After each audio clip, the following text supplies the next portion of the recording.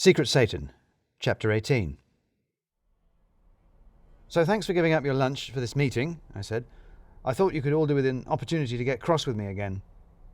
"What have you done now, Linus?" said Edie. "It's more what I haven't done," I said. We weren't in our usual meeting room this time, but one on the floor below that was tucked out of sight behind a misbehaving printer that no one used. To be fair, this was true of all the printers in the building. The recalcitrance of printers is a constant and inescapable reminder of the gulf between the digital and physical worlds, and just how hard it is to bridge the two. Anyway, this hopefully meant that no one was going to notice us here. We'd taken advantage of both Balls and Radu going out for lunch to have yet another meeting that was for full-time employees only. "Is it be normal?" said Lem, "because I've noticed you not doing that." "So, you guys know how terrible my memory is," I said. "Oh, Linus," said Ali, "did you forget to delete that presentation?" "Did you forget to stop it thinking to the work drive?" said Edie. "No, and no," I said. "It's not quite as bad as that. At least, not yet. It's something I forgot for my presentation last time." "We're not going to have to sit through another PowerPoint, are we?" said Ned. "Well, it would help to show you something on screen," I said. "No more data," said Lem. "I could draw you a chart of how interested I am in your data, and it wouldn't have anything on it. It wouldn't be a chart, because I'm not interested in charts." "Not data," I said, hooking up my laptop to the screen. "What I forgot is what I usually forget. I got an email. A Christmas card, in fact, one of our Christmas cards that we're building. A test email. A test sent, and here's the important bit, the bit where it matters that I forgot about it, sent by Tony Flint. After he died. Here." And I put up on screen the original card sent by Tony's dead man's switch. "The card that actually started it all," I said. "The message that made me start wondering about Tony's death and start investigating. The investigating that distracted me so much that I completely forgot about the card." "I swear," said Lem, "that there is going to be another murder in this office, and it won't be a mystery, because I shall run screaming around the building, waving your severed head as a warning to others." "You entirely forgot that you received an email from a dead man," said Edie. "You'd imagine that sort of thing would stick in the mind."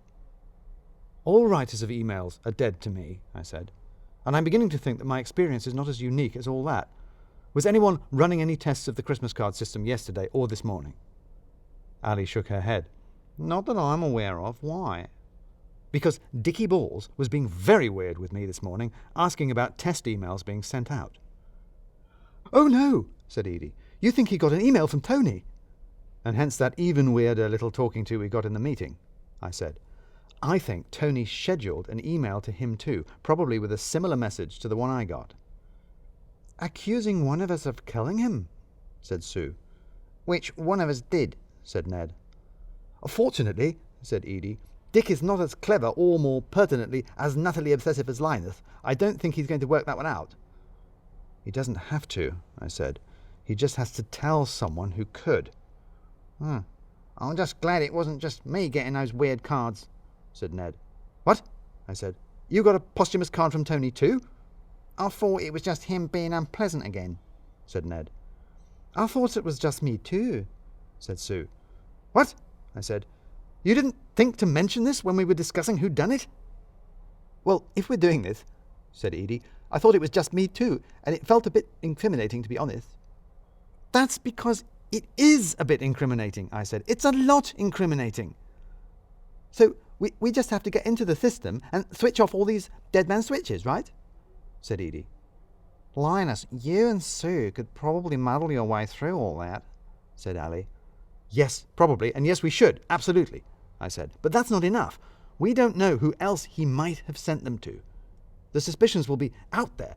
Anyone could be looking." "So how do we stop them looking?" said Ali. "We can't," I said. "But maybe we can get them looking in the wrong place or in the wrong way."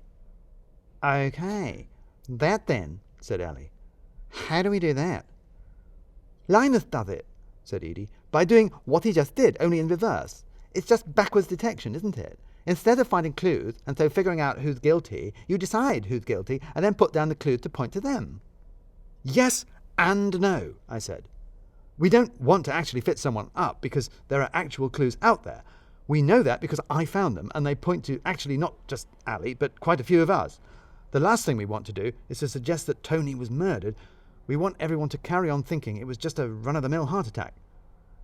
Okay, I'll give you that, said Ali. So again, what do we do? What we need, I said, is not incrimination, but distraction. We need to cast enough suspicion on someone that everyone's looking in the wrong direction, but without suggesting any actual malice. We don't want to frame anyone as a murderer, but we might want to frame someone as, say, a coke dealer, or at least a heavy user, someone who might have supplied Tony with the coke that killed him.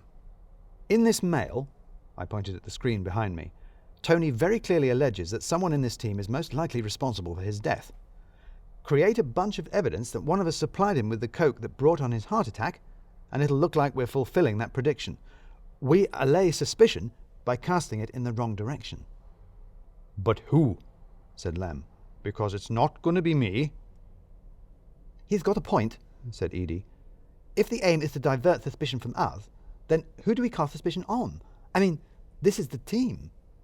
More or less, I said, apart from one or two people. Rado, said Ned. I mean, he comes across as mad enough to do it. Too mad, possibly, I said. He has actual motive too, and besides, no, I feel too guilty about how Tony bullied him to do that. I was thinking of someone else. Someone who we very much wouldn't mind getting into serious trouble. Someone we very much might not miss if he got fired because of it. Someone, more importantly, who was a good friend of Tony's and more than likely to have shared drugs with him, if he had had any. Right then, said Lem. Love it. Let's fit up Dick Balls.